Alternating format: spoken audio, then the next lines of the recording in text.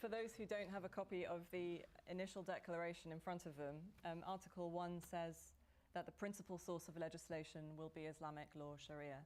So that is what we have already. It's not the only source, though. Correct. Yes. So the debate now is whether to narrow that to the only source or whether to leave it as the principal source, and how principal source will be defined. Yeah. Lady right at the back. I'm sorry. Shana Husseinian with Oxford University. First, I just wanted to say that maybe the reason we consider constitutional law very dry is because it's rare to find a constitution that holds water, or that's watertight. So I think the real issue at hand is how can we make sure that all the provisions in a constitution can effectively be implemented. So, I mean, if you look across the region, actually, you'll find very progressive constitutional guarantees, but unfortunately, implementation is the biggest problem, biggest challenge ahead of us. And I wanted to go back to a point that was brought up by Elham on the notion of the separation of powers. As important as it is to guarantee sort of an independent judiciary, separation of church and state, that sort of level of independence guards against undue power and impunity. It's important for us to look at separation from foreign power. Now, what guarantees, if any, are you considering for Libya's future constitution to safeguard against future foreign exploitation, especially in light of the fact that Libya is a post-colonial state and is still very much at risk of new colonialisms and new forms, especially economic exploitation. So how can a country such as Libya and the others in the region make sure that their people, not only the individual's rights are respected, but the rights of the nation in choosing what to do with its industries in terms of nationalizing it if it cares to or not? I just wanted to know if these were considered at all in your proposal. Thank you.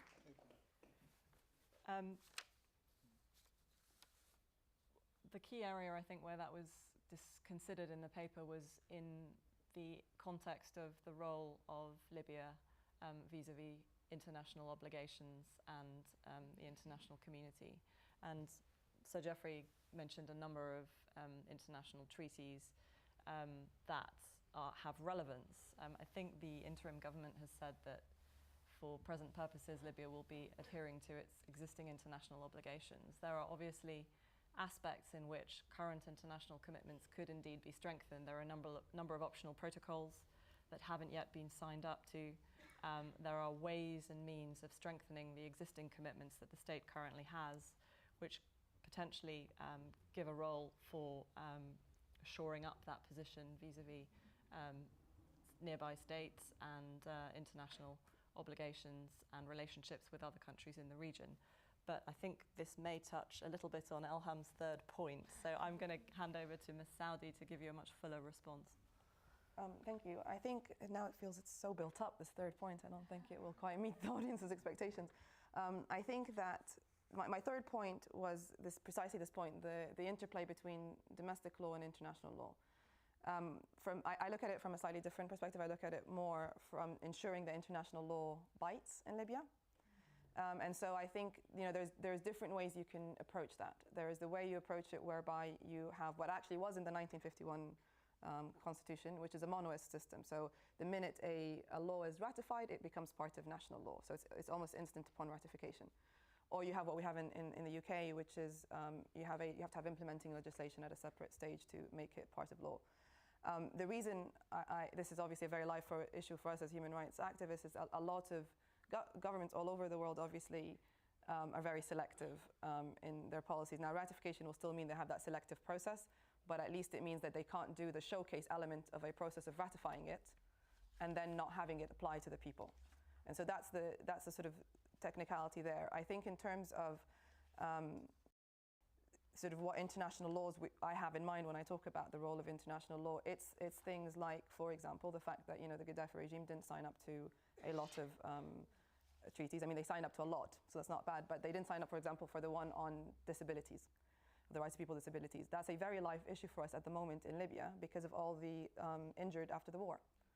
And so we don't they haven't got enshrined protections. And so we can scream and shout all day that the government should be giving them limbs, should be giving them rehabilitation, should be making buildings accessible to them, all these things, but we have nothing to bite on. So that's the point. The final point, and I know that time is very, very tight, is wow, I've totally gone blank. So I don't have any more pants because I just lost that last point.